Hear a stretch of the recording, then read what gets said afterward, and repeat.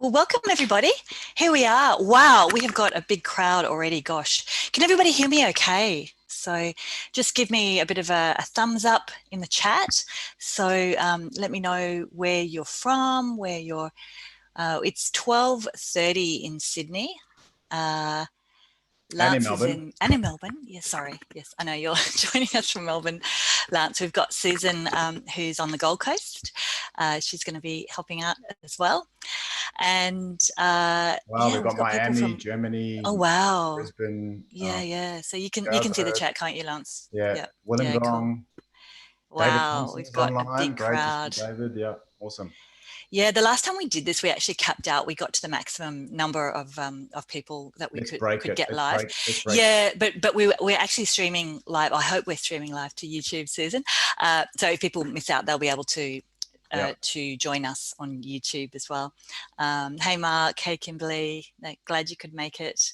So I just wanted to let you know so there's the chat that you should all be able to see. So there's a little chat thing. So just say all panelists, like if you've got a comment or you want to chat to everybody, you can also do privately to us, but probably better to do to everyone so everybody can see the chat.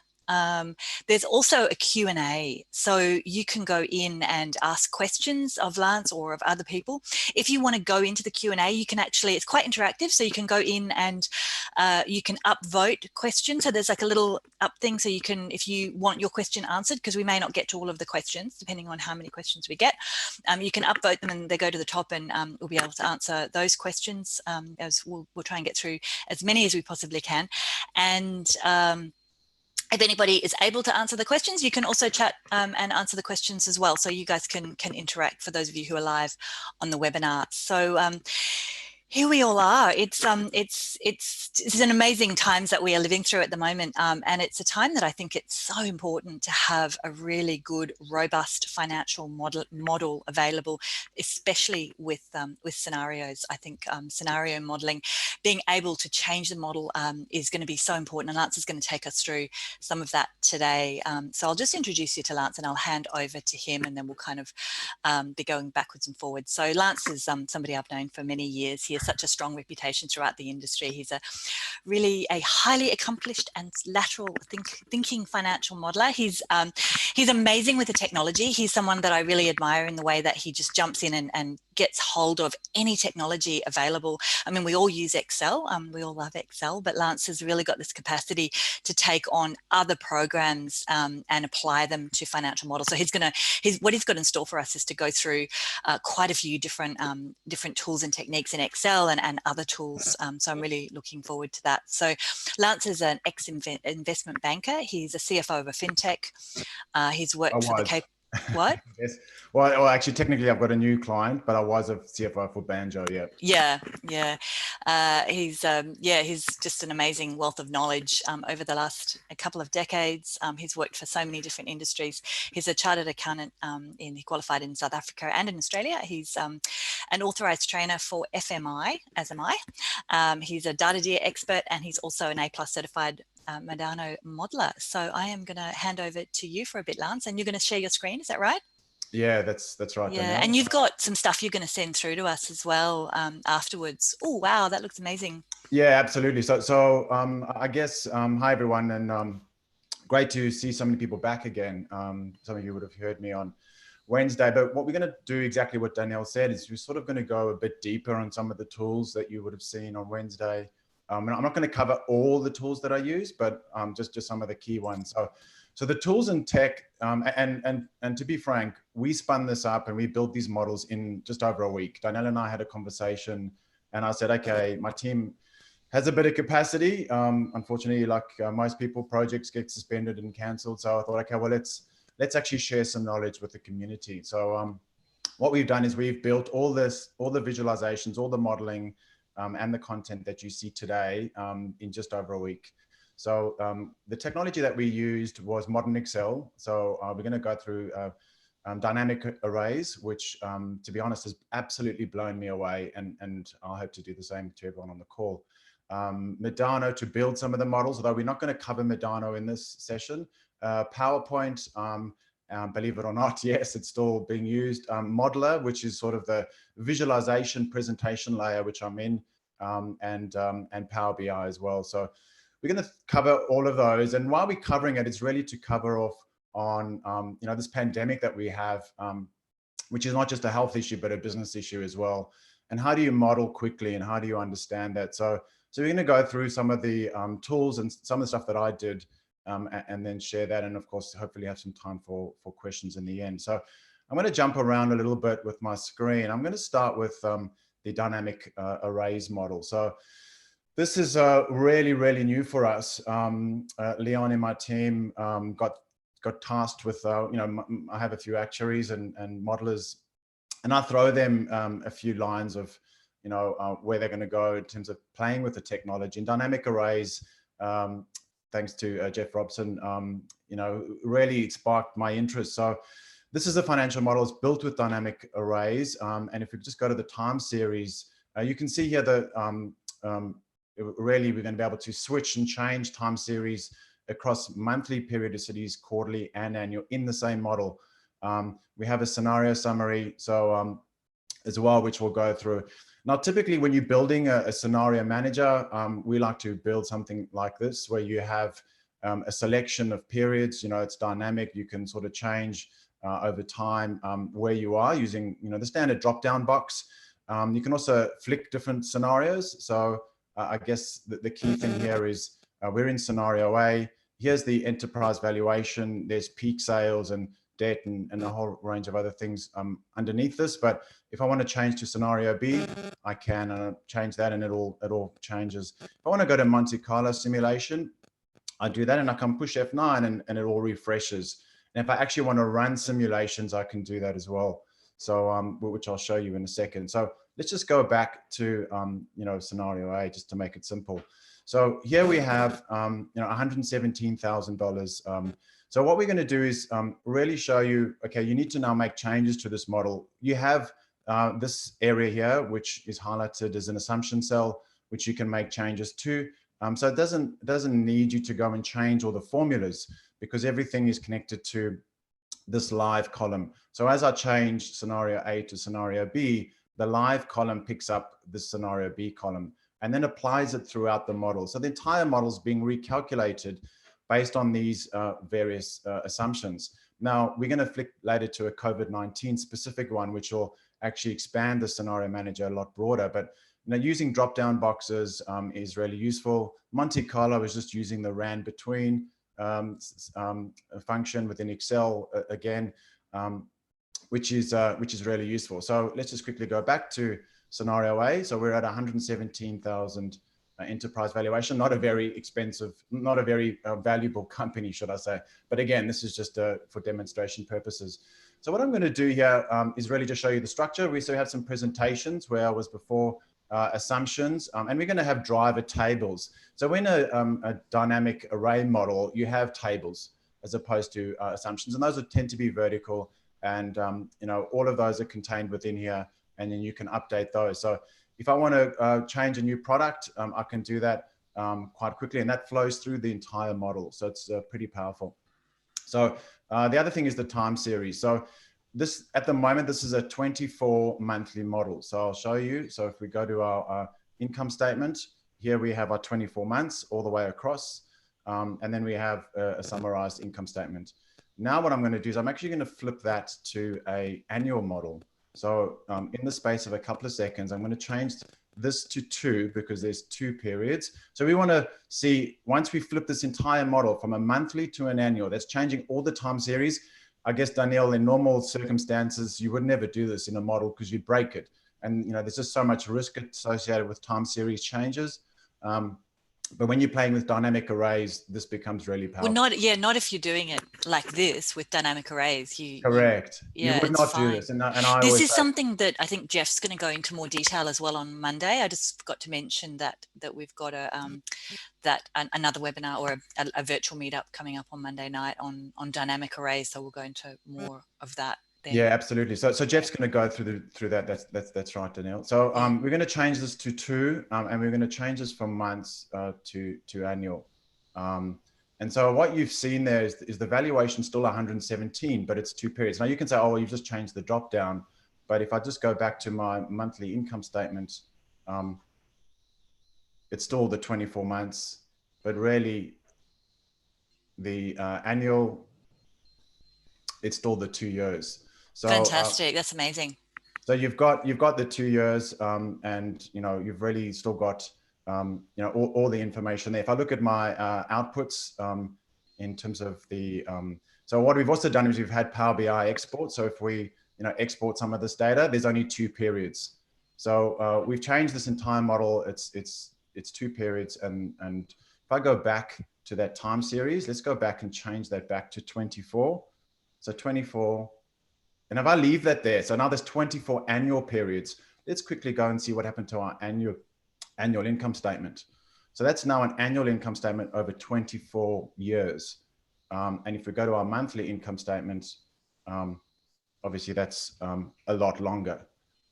So if I go to my Power BI export, which again is in this model, we can see the 24 years already, fully calculated and done in a matter of seconds, really. So that's dynamic arrays. If I want to change this to quarterly, so let's go back to quarterly, and I think there are 8 quarters in 2 years from memory. That's still $117,000 valuation. So you can see that that's pretty accurate still. We go to our exports, and we can see the 8 quarters, and you can see the quarter there, and you can see the quarter end. So all of that's happening. Same model, just flipping time series. Quickly with this table, if I have a new product, so we've got products A to G, and if we want to go look at the assumptions around monthly volume, we have A to G. If we want to look at gross revenue, we have A to G. Now I want to go flick quickly and change a new product. I'm literally just going to type in here product new, enter. Let's put in 100, 20, 200. And there it is, product new. So all the way through, product new. We just had a question from Nathaniel asking how you changed between monthly and annual, and asked if you just used a sum if formula. Yeah, so just to respond to that question, no, it was just using the dynamic arrays. Is that right? Yeah, that's right. It's really just using a drop-down box to select that, but everything in the model's recalculating. So yeah, sum if. It's not just sum. It's not just sum if. If. The way we would have done it in the past was just using a sum if to change the balancing rolling, but we don't need to do that anymore if we're using dynamic arrays. No, correct. And I think that it's more the expansion. So sum if is obviously a good, but if I want to expand the model, if I have a monthly model, 24 months, we're back, how does that really change? We've obviously got a different valuation. We've now put some of that in. But the key thing here is really being able to expand it. So if I want to make this from 24 to 36 months, you can't do that with sum if. So I guess the power, here you're going 36 periods, 36 months. And if I go to my annual income statement, we'll see 3 years. Hey, we just got a question. If you would it be possible to zoom in just a little bit, just to make the numbers a little bit bigger, just because when you're on a small screen. Sure. Yeah, that's better. Great, thanks. Okay, no, good. I'll try to refresh each screen. So literally all I'm doing is I'm changing this assumption cell. It's just a normal assumption cell. It's actually a named range in terms of term, the terms of the model, and there's 36 here. Go back to 24. And it becomes extremely powerful. Actually, again, just to show the 36, if I go back to my exports for Power BI, we can see our 36 periods being calculated. Now, the key thing around any sort of scenario analysis, scenario modeling is Monte Carlo simulation. When you start getting a bit more complex and you put assumptions, and even though scenario manager is good, we actually don't know necessarily what the result's going to be. So what we're going to do is we're actually going to use dynamic arrays for. Yeah, can you maybe, were you going to just explain just the theory behind Monte Carlo just briefly for those who haven't heard of it before? Yeah, sure. So I guess, if you think about the way in which you generate assumptions in a model, the assumptions in the model tend to be, across a range of different key assumptions. And so let's say you have sales growth. So, you know, you might do a sensitivity, which is just changing just sales growth. You might do different scenarios, which changes a whole bunch. And then a simulation is where you simulate what that assumption might be relative to a range. So there's a bottom of the range and the top of the range, and you're going to randomly generate those variables. That process of randomly generating variables is referred to as Monte Carlo simulation. It's coming, of course, from the whole roulette wheel thing where you just run it iterations thousands of times. Yeah, that's exactly where it came from. So, you know, casinos use Monte Carlo simulation from Monte Carlo, the name of the casino, to see if they spin the wheel how many times, making sure that the house wins. So they obviously have to do things to wheels and slot machines and all other things to make sure that the house wins most of the time. So in testing that process, they would use Monte Carlo simulation to simulate a dice roll, to simulate whatever might happen that we just can't do normally. So the key thing here is, you know, being able to do that quickly. So right now we have 5 simulations, right? We have 5 randomly generated assumptions. And what I'm going to do again with dynamic arrays, I'm just going to make this 15, and there it goes. So literally no VBA. I've pumped 15. Now I'm really going to blow people away. I'm going to do 500. Now 500 would take quite a long time with VBA. We have until this stage used VBA for Monte Carlo simulation. I don't think we'll ever use it again. We're going to use dynamic arrays. So here's 500. Let's go and do 1,000, right? And straight away there it is. So it's just lightning fast. I mean, you would not get that. In fact, last night I tested 10,000. So I ran 10,000 in under 30 seconds, which again, I would never run 10,000 using VBA because it can't cope. So dynamic arrays is extremely powerful for running simulations, particularly Monte Carlo. Is there a couple of questions? I saw that popping up. No, just lots of questions about getting the files, which we'll talk about that.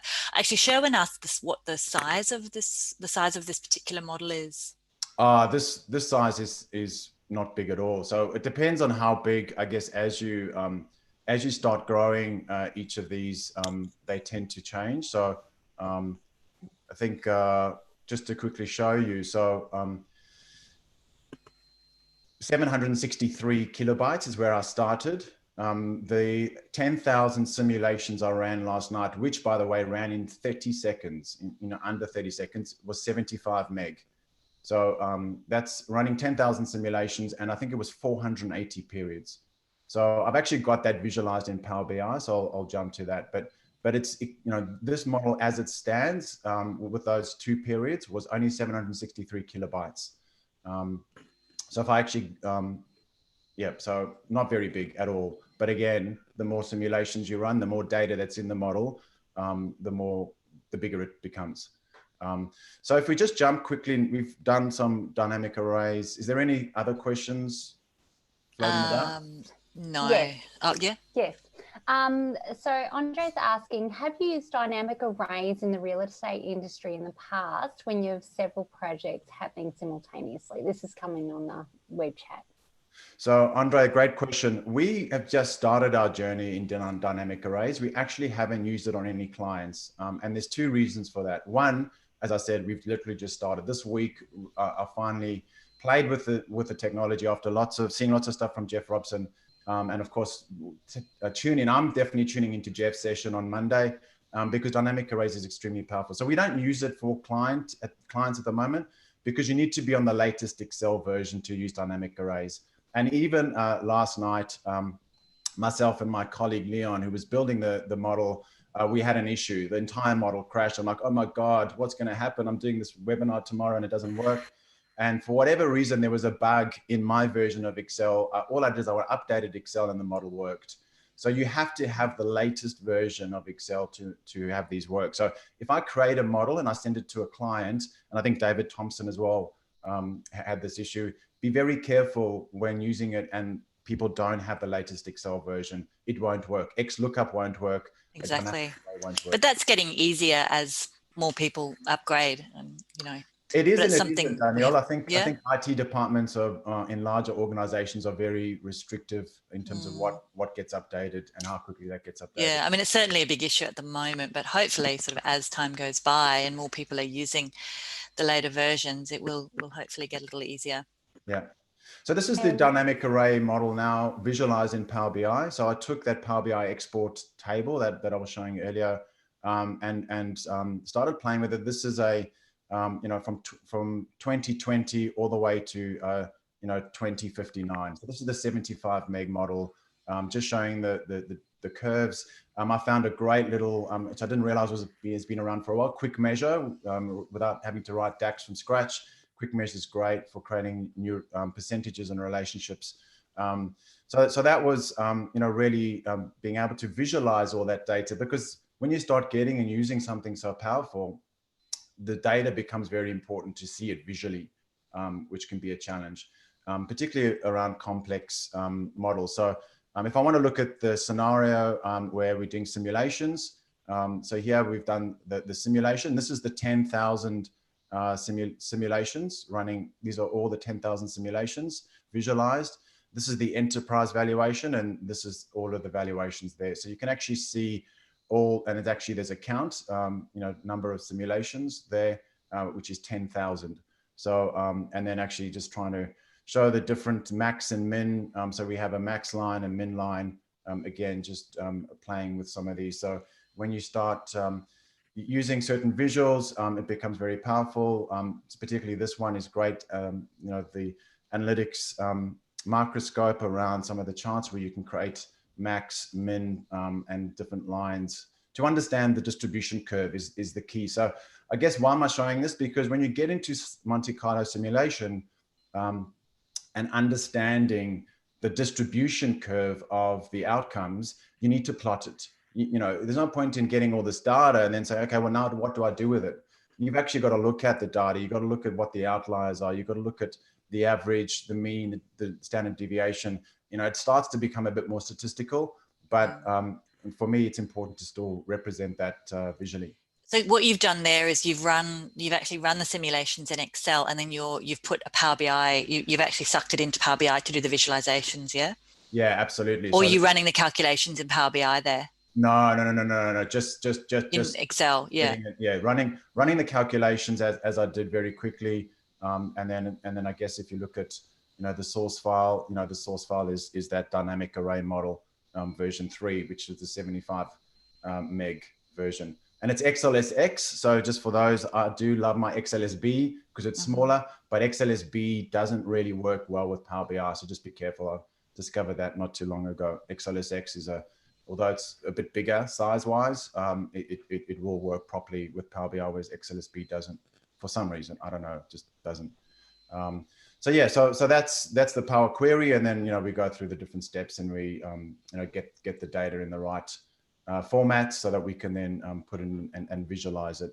And then using conditional formatting, I learned this recently from one of Chandu's videos, which was great. So if you want to look at data labels and colors, you can certainly have a play with those on the conditional formatting side. So sorry, just going back to the Monte Carlo for a sec. We just had a question from Duncan about that. He asks whether you're using RAND between or you're using the norm.dist function. You're using both, aren't you? Yeah, I think for the moment we're just using RAND between. Did you use the norm to get the curve? No, I think it just randomly generated. That's a good question. I'm pretty sure in the scenario manager here, we're just using, actually it's the one before. I think we're just using oh yeah, okay. RAND. Just a RAND, not a RAND between. Yeah. Okay, cool. So RAND, I've also used RAND between. Yeah. So yeah, no, I haven't used that, but again, it's powerful enough to sort of use within, within Excel. Yes, there are other software packages, Palisade and At Risk and Crystal Ball, I think is another. So again, you can use them, but to be honest, dynamic arrays is game changing for modeling, not just from a model build perspective and scalability, but also from a simulation perspective and being able to run things really quick. It's very efficient, far far more efficient than VBA code. Okay, so that's I think that's it for this model. So what we're going to do is we're then going to flip through another model which again doesn't use dynamic arrays. This model was built using Medano. It's a scalable content system. I don't want to spend too much time showing you how. This certainly will give references to Medano. You can have a look. But this is important because this is how we sort of use it in a way. This is not dynamic. So when I change this, that you can see that monthly is actually not even it's not a selection. I can't actually, it's a monthly model. It is a monthly model. I can't actually flip that. But the key thing here is really, we have built a COVID-19 module within it. We've used checkboxes. So if we want to apply different overlays around volume. Can you zoom just a little bit? Sorry. Yeah, thanks. So, so we have overlays. So I guess throughout the model, again, when you're building a model that's structured, rather than hard coding the formula, we want to change, the volume impact and what impact does that have. So here I have the enterprise value, top right-hand corner. I'm in scenario A, and I, want to reduce volume. What impact does that have? And as I can click all of these, each of these have an impact, and I can start comparing that to my enterprise value. I can look at that from cash, and I can, click them back on. So as I'm doing that, you can see the valuation up here changing. So if I wanted to change those individual assumptions, I'll zoom in again. I can do that through, actually, let me go a little bit. I can do that through selecting the different scenarios here. And I can also decide whether I actually want the entire COVID-19. So let's say we get out of COVID-19, sorry, we will get out of COVID-19. It'll take time, but we will. And when that happens, I don't want to then have to go back and sort of strip all that logic out. So I have a scenario switch, which says, you know what, don't apply a COVID-19 overlay at all. So all of those assumptions around sales and lease provision and even termination of leases, which we've got. So what you'll see here in this model, we haven't just got the scenario manager around these aspects. We've actually got, how long is the outbreak going to last? How long is the impact going to affect our company? The sales impact, days and debtors, what's the apprentice subsidy? What's the cash back? Because there's lots of subsidies being handed out by governments. The impacts of that on the model. If I want to cancel leases, there's a huge issue with leases at the moment. People, realizing they can work from home and say, hang on, why am I paying, an office space? So, you're going to terminate your lease. Well, if you want to run a scenario, what's your lease cost, months remaining, and what's the monthly rent? So you can run all of that. And then when we do get out of COVID-19, we can switch all of these overlays off. Rather than having to click all those buttons, we can actually just apply or remove it as we want. Did you actually, this comes back to one of the questions we had early on from Michael.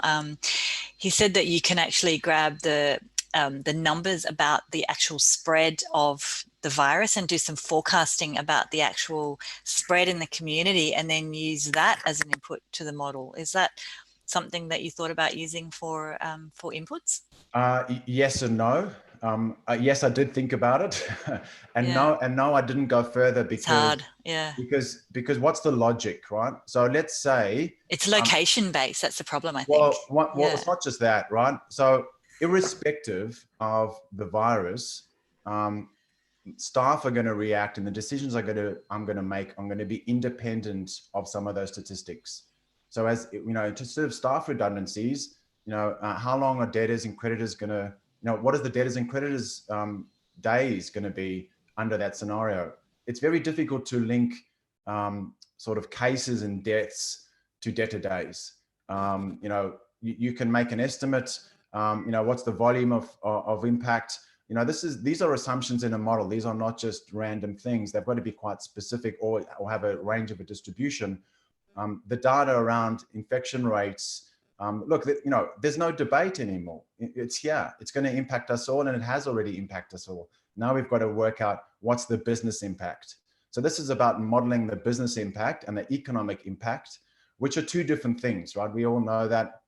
That's why the Australian government's delaying lockdown, because they are actually two different things, and they work, alongside each other.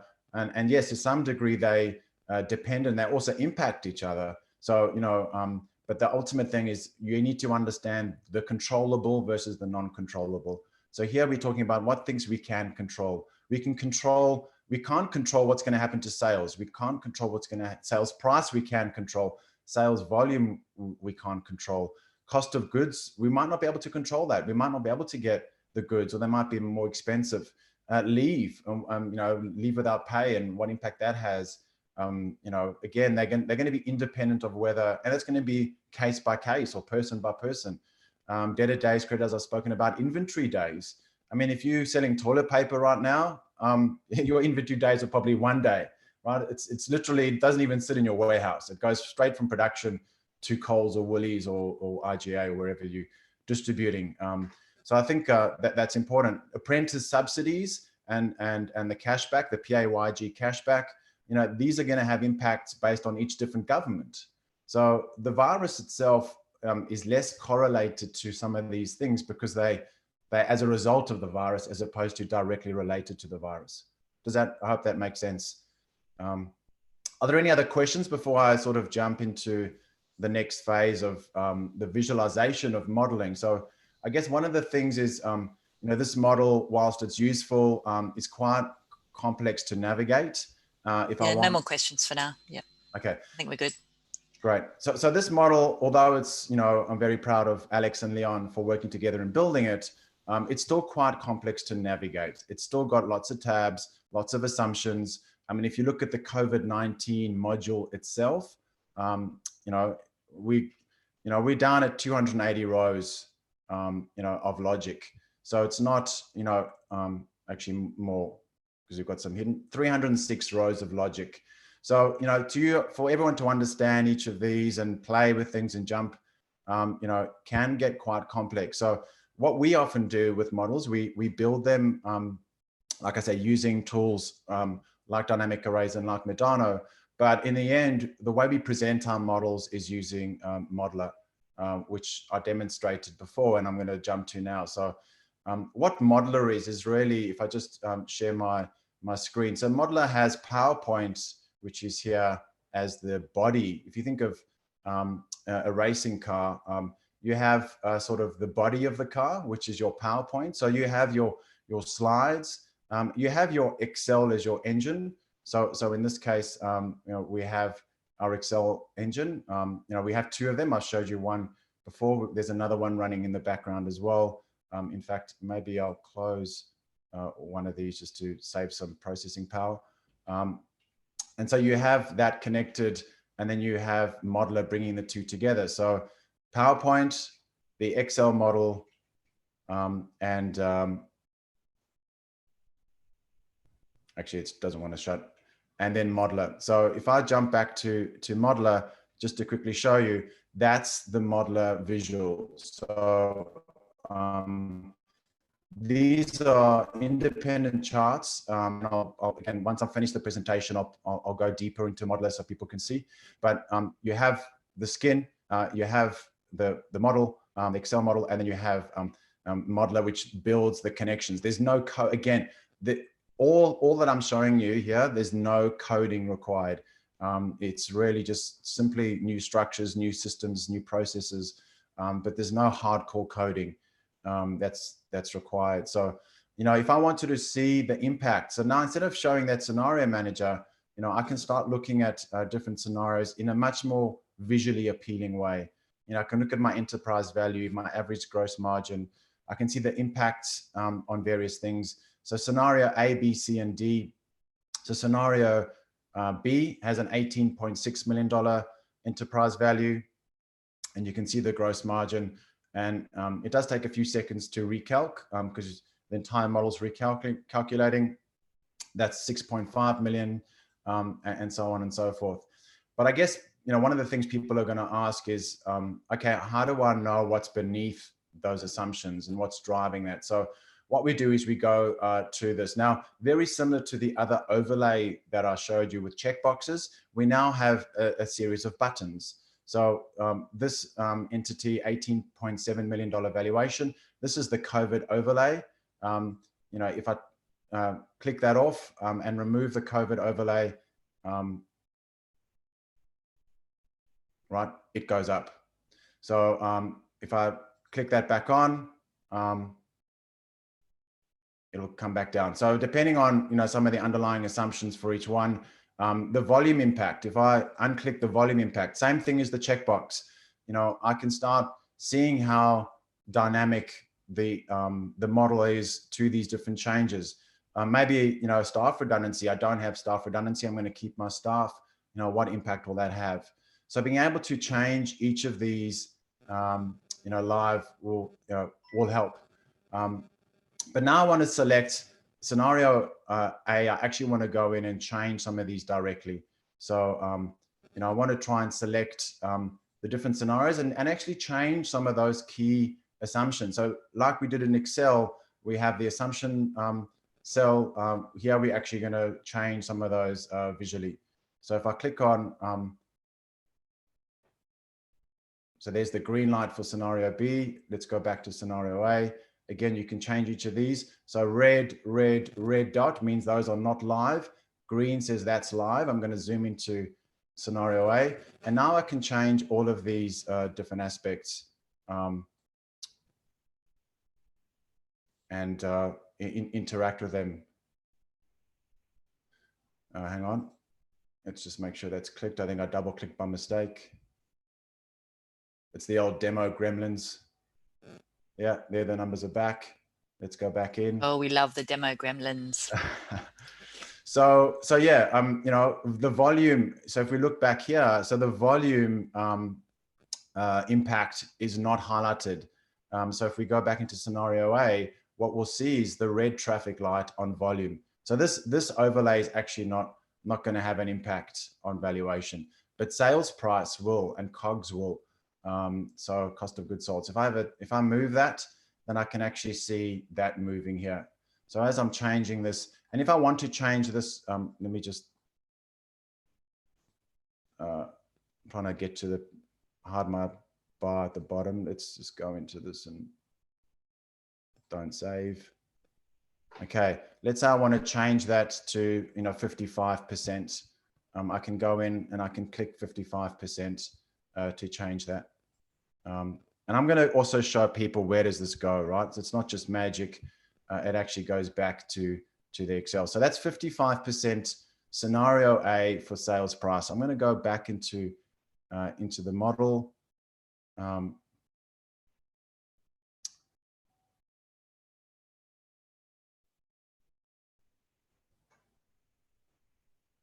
So I think it's the other one. Don't save.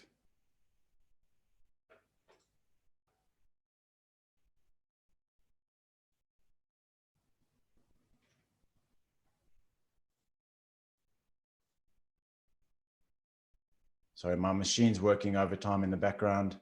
That should have updated.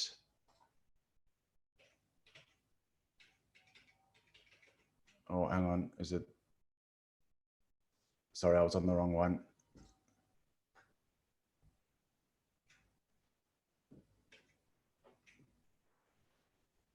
So scenario A is not working now. That's a red. And let's just jump back out. So I think I by mistake closed the wrong Excel workbook. That wasn't too good. So yeah, it's, I think that should be live now.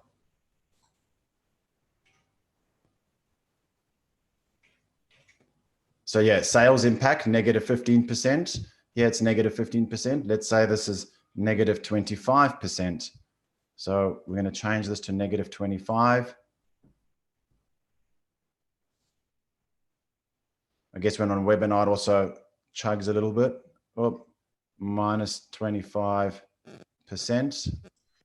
Yeah, I think everybody's bandwidth is running at full capacity. Yeah, and there it is, updated that cell. So what I've done here, it's changed to negative 25 and it's changed that negative 25. On months of the outbreak, if I say that the outbreak in this particular scenario is going to last longer than 12 months, right now that's 12 months for this scenario. If I make this 22 months, God forbid it lasts that long, then what impact will that have? Well, there's the 22 that's updated. So what you see with modeler is really, it's sort of like, you're controlling the model from a distance without having to jump back and forth. So all of these assumptions are changing, whether it's apprentice subsidies or subsidy limits. And these can apply to different countries around the world, getting cash back or lease termination. Again, there'll be more information provided after if you want to contact either Danielle or myself to help you with applying some of this technology to your own scenario or your own situation. Let us know. So are there any particular questions on I guess that live, Susan or Danielle? Can you see anything popping out? Or any other? No, I think we haven't had anything. Oh yes, one from Karen about the hardware and equipment requirements. Is Excel 2017, is that sufficient? Yeah, it is. I mean, a lot of these must be using a Mac. Well, it depends. So dynamic arrays, no. So I guess you need to have the latest Office 365 to do dynamic arrays. So there's going to be certain things that I'm doing that you're just not going to do unless you have one, the right software, being the latest Excel, modern Excel. Two, I guess I'd prefer that people use solid state drives for their hardware. So, 256 or half a gig, solid state drive, memory, 16 to 18 gig, I think is important. 8 probably okay. i5 processor probably at a minimum. But i7, I'm running an i7. I'm running a 16 gig, 500 megabyte solid state drive on this machine, and it's fine. There's no issue. So I guess, and I'm running multiple models, right? Power BI and this. You ordinarily wouldn't be doing this all in one plus running a webinar. So I think that's the key thing. So once you've sort of gone through each of the different scenarios, this is another scenario interface where we can make changes. Sorry, Lance, just a couple of questions before you move on about modelers, just a few questions in there about modeler. Who makes modeler, and does the modeler dashboard configure itself automatically, or do you have to set up the assumptions manually? So I'll go into edit mode of modeler just quickly. And what I'll do is I'll actually click on this. So modeler is built by a company in Hungary, and we use it a lot. The charts are pre-selected. So here's your selection of charts. It's incredibly easy to use, much easier than dynamic arrays or Medana or any other technology. In fact, it's probably the most easiest and the most sophisticated in terms of visualization. It's point and click. So this is the data. I select where in the Excel workbook, whether I want to make that a read only field with an R or a write, which means I can write back, the chart label and the scale. So I don't have to build. So you're actually entering the assumptions into the modeler panel. No, I'm just creating the links. I'm creating the link. Okay. So it's just literally using this upward arrow. I literally point and click. So I select a cell. Oh, and you change it there. Yeah. So let me do one, right? I'll quickly show. Let's not break this particular one. So we'll come off this particular visual. So it just takes a couple of seconds to refresh. So if I want to go in and create a new chart, so let's go chart, line chart. So here's the line chart. So let's put the line chart down here. Let's zoom in. Right, so this is the line chart.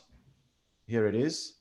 Right, there's nothing in this line chart. I'm just going to go grab back into my model.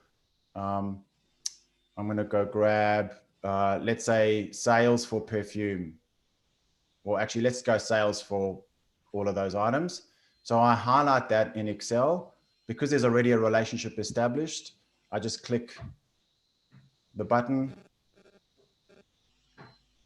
assuming I've selected the right workbook. Actually, it might be this one. That's the problem with having too many files open. Oh, there it is. So yeah, so once that's selected, chart labels I can select, maximum, minimum. So I've made that read and it's available. So chart labels, let's go and grab our labels. If I want to do that, I think it was that first. So these are the chart labels. So let's just select those.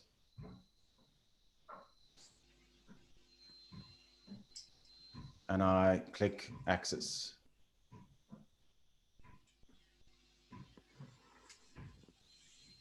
Oh, actually, it doesn't like, oh no, that should be.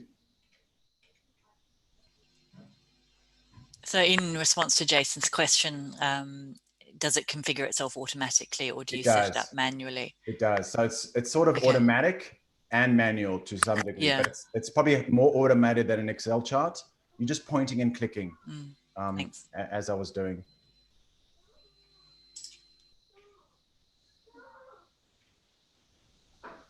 Okay, were there any other questions? Yeah, one from Said saying, do we need to learn Medano to build a model like this? No, not at all. Medano just automates the building process. We use it as an automation tool. Dynamic arrays is not built with Medano. And so I think, again, it's just another tool. Yeah, it's just something you can use in addition. Yeah, just hang on a sec. Hey, Amy, I'm on the webinar. Do you mind, please? Keep quiet. Sorry, everyone. At least I wasn't going to the toilet, but you know, I've got kids. Yeah. Well, it's bound to happen. It's going to be worse for other people. So, anyway, that's. And just one other question from David Thompson. Would you recommend populating the scenario manager on an exception basis rather than populating every single cell in the scenarios? Because sometimes we have 30 to 50 scenarios, and seeing the same data in every column makes it too hard to see subtle differences. And using conditional formatting is also suggested. So what do you think about that? Yeah, look, absolutely, David, you're right. I think you know, 3 or 4 scenarios is probably good enough, and then run distribution curves and simulation. So I think giving too much information, but sometimes people want that. People want to run however many. But yeah, what I would suggest is, I guess, you know, sit with the business owner around populating those assumptions in the different scenarios, to really ask what they think. So I think you know, not having too many, but I think having some understanding so that you can at least see the comparison of the impacts of different. Personally, I tend to just have all of the scenarios, like all of the inputs there on every scenario, but then you just grey out the ones that you think aren't going to change, because not every input is going to change, and then just have like either using conditional formatting or just like different ones that can be changed and ones that can't, but at least having them all set up in that grid format. Yeah, absolutely. You can. And I mean, there's conditional formatting here for these scenarios, which ones are running. So yeah, if I was going to present in Excel, I probably would use conditional formatting as well, to gray out the ones that are not being used. But we tend to not show scenarios in Excel. We tend to show them in Modeler, because it's just easy to understand. But yeah, if you were going to do it in Excel, I definitely recommend using conditional formatting. Yeah. And just a couple of questions about the technologies. We've had lots of questions about what are you using, what are you, you know, what systems have you got? So you're going to send up a list of like all the different systems that you've used. And Duncan asks what dynamic array functions you're using. He said he spotted the sequence function, but you'll talk about sharing it later. Yeah. So I think just quickly to my first slide, this is the technology that's being used to generate all these models. Modern Excel using dynamic arrays, Medano as an add-in to build some of those models. So this big model, which has the COVID-19 module in it, it was built in Medano. There's PowerPoint, there's Modeler, which brings the two together, and of course there's Power BI. So we will be sharing links and further information on all of this. The dynamic array model, in fact, it's probably a great segue into my last slide. So I guess the key thing is, you know, connect with Danielle and myself on LinkedIn. If you have any more, and we will send out these slides, you know, if you, which, you know, Danielle and myself will send out. If you want to find out more, connect, send us an email, info@modelcitizen.com, visit our website. We will email you the slides and link to tools. And to get more information, the Financial Modeling Knowledge Hub is a great place as well. It's free, and also contains a number of articles that we've written, including... Yeah, everybody will get a link to this. So whether you tuned in live or not, you'll still get a link as well as the recording. That's right. And even some of the great ones that we wrote with David Thompson as well are here. So there's a range of articles that are available. The data analytics and Power BI model will be available. We'll make that available on Eloquence. Yeah, because some of the ones you showed, they're paid, that you people have to buy them. Yeah. Yeah. So because we've spent so much time, you know, internally, they're really complex, really valuable. It's really complex. You know, I'm happy to share it, but you know, it is our time and effort, and so you know, will be available to purchase on Eloquence. It won't be a ridiculous amount of money, but we will be sharing a free one-way cash flow model. Great. With some COVID-19, we're currently building it with some scenario analysis, but that's just Excel, and you can just use it normally. It's not going to have modeler or Medano or dynamic arrays. You can literally use it on any version of Excel. So it's just standard, that's just a standard model, isn't it? Standard Excel model, one-way cash flow. So not balance sheet and P&L, just simple, you know, opening balance sheets, cash flow, just some really simple things, just to get people sort of familiar with scenario analysis and how and simulation, and playing with the logic that sits within that model. So yeah, we'll send out an email with the slides, with these links, and that'll certainly be... So we're going to send out we're going to do 2 emails. Yeah, we'll do one with the recording and all the slides that are available now. And then when that one-way model is available, we'll send that out as well. Yeah, correct. And we'll send out the email for the one-way model, but we'll also send out a link to the Eloquence hosted where people can go and grab the Power BI file that's related to this. We'll share the 75 megabyte file with a 10,000 simulation, so people can have a look at that and play with that. And then also we'll share the smaller 700 kilobyte file.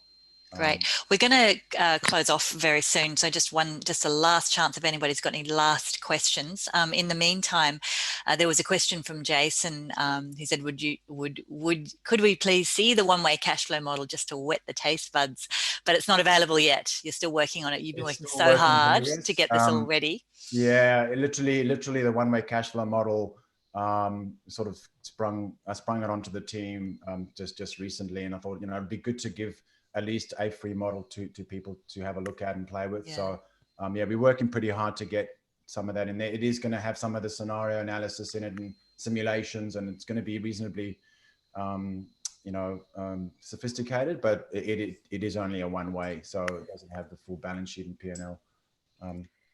Fantastic. Any other closing remarks? I think that was all in terms of questions. Any other closing remarks, Lance, from you? No, thanks everyone. Thanks for joining. Hopefully, I think people got to sort of look down the rabbit hole a little bit further, and you know, just having a look at I guess the technology that sits out there, and you know, if now is ever the time to learn financial modeling, you know, you couldn't be better placed. So you know, doing stuff manually, you know, copying models. You know, both Daniel and I are trainers for the FMI. If you want to get accredited in learning financial modeling and learning how to build a 3A model, which is sort of the cornerstone skill of financial modeling, then the FMI is a great place to go for accreditation, but also the exam, and there's lots of learning. And I think the FMI also offers some free content on their website for people to learn, but certainly definitely have a look. Any comments from you, Susan? No, all good. Okay. No, all good. Yeah, Thank you. Great. Yeah, so we've got quite a few webinars coming up, because we actually had a whole lot of just as it turned out, we had quite a few live meetups that were scheduled. So obviously we haven't been able to run those. So we've just converted, most of them we've been able to convert them into virtual meetups. And then we've been able to do a couple of special extra ones like this one. So thank you so much, Lance, for sharing your time and your expertise with us. It's been great to have. We have pretty much had a full house, and I'm sorry for those people who've missed out. I hope that you'll be able to view it on the YouTube live. So it's been a pretty popular. We've got another one coming up on Monday night, which will be at 6 p.m. Sydney time. We've got Jeff Robson, who is going to take us through dynamic. He's going to build a full, so that model that Lance showed us, Jeff Robson's going to take us, or a similar model, actually building the model, whereas Lance just kind of showed us the completed version, whereas Jeff's going to actually be building it. I'm really looking forward to Jeff's one, because to be honest, I didn't build that. One of my actuaries built it. So I can't claim. And also on the topic of dynamic arrays, we've got Chandu. Chandu's agreed to give us one as well. That's coming up in a couple of weeks too. Yeah, that's sure. Karen, you said FMI ? FMI Financial Modeling Institute. Sorry, you and I throw away acronyms like that. So sorry, I missed that. The Financial Modeling Institute, which is the world accreditation body for financial modeling. So you become have the designation of being an advanced financial modeler from FMI if you if that's something you would like to look into. It's a great qualification to have. Yeah, and Alex and my team did the exam, and I trained him, and not easy. It's not. He had to do a full 3A model from scratch in 4 hours. Which, in fact, Danielle, we should ask them, do they allow dynamic arrays? I don't know if that's cheating. Ooh, well, I don't see why not. Well, I mean, you could complete it in half the time, or quarter. Exactly. Yeah, I don't see why. Yeah, actually, I've got a call with them next week, so I'll ask them. Ask them. Yeah. Cool. Perfect. All right. Well, if there's no other comments, no other questions, we will close off. I look forward to seeing everybody next week for our next one. We're going to try and do more of these webinars. It seems like they've been pretty popular. So thank you everybody for tuning in, and please let us know if you have any questions. Thanks everyone. See you later. Bye. Thanks everyone. Bye.